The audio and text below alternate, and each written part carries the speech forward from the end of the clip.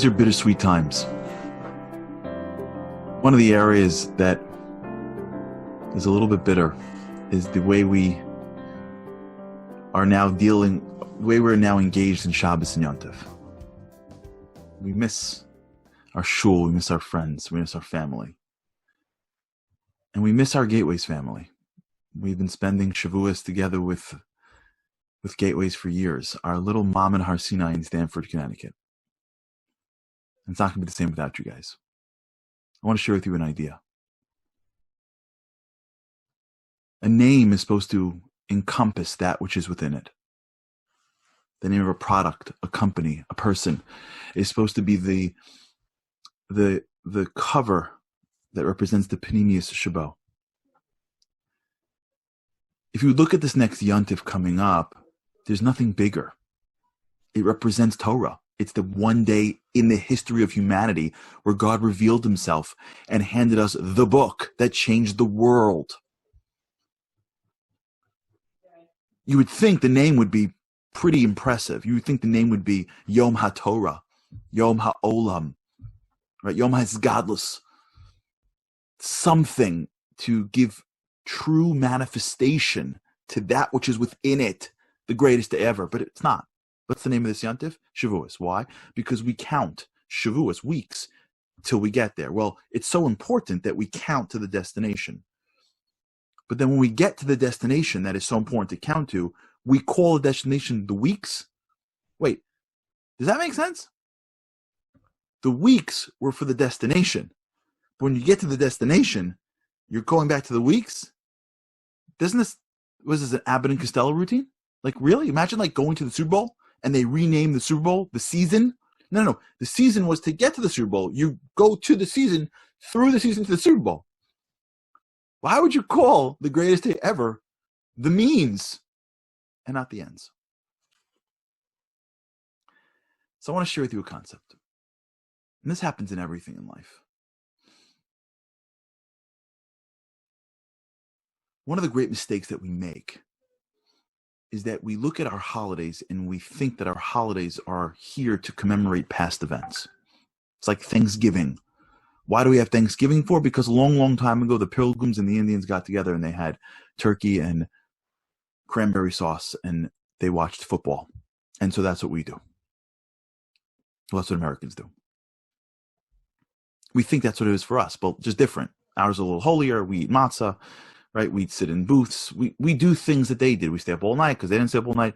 We think that holidays are commemorations of previous events. But that's not true. Holidays aren't commemoration of previous events. Holidays are outlets of spirituality. There are moments in time where the Kodesh Baruch Hu teaches us to look past the physical world, to tap into a spirituality that was manifest once in a very big way, but is then manifest every single year again and again and again. Rav Dessler writes about this. How they're not just physical events we commemorate, they're spiritual events that we go through. What's the holiday of Shavuos? So maybe the holiday Shavuos isn't really commemorating the giving of the Luchos. Maybe the giving of the Luchos is a concept. It's an event. But that's not what it's commemorating. Because the Gemara in Shabbos says that there was a machlokas as to when Shavuos was. Chachamim, Rav Yossi. There was a machlokas. Did it come on the 6th of Sivan, the way we hold, where we commemorate, or the 7th of Sivan, which was Shabbos? And the maskana was that it came on the 7th of Sivan. That year, because of the preparation, they needed an extra day. And it fell out on Shabbos, which was the 7th of Sivan. So we're not even keeping it on the same day they're keeping it. Why? And the answer could be because the Kodesh Baruch Hu is teaching us a very important lesson. We're not commemorating an event. We're commemorating something so much deeper than an event. In fact, Ma'am in Harary gave us luchos that didn't really last long. This is something totally different. Not totally, but different. Maybe Shavuos doesn't commemorate just the Ma'amad. Maybe Shavuos commemorates something much deeper than that. Maybe Shavuos, what it is Shavuos is the moment where the Kodesh Baruch Hu married the Jewish people. Maybe Shavuos is commemorating the beginning of the relationship that we have with Hashem, that manifests in Torah, that manifests in mitzvos, and manifests in our relationships. Maybe Shavuos really is not the ends of anything. It's the means. A relationship is only as great as the means. You don't come to your 50th anniversary and say, well, we reached it in years, we're here.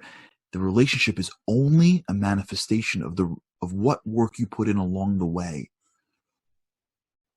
Every relationship that we have is just a manifestation at every moment of all that happened before it.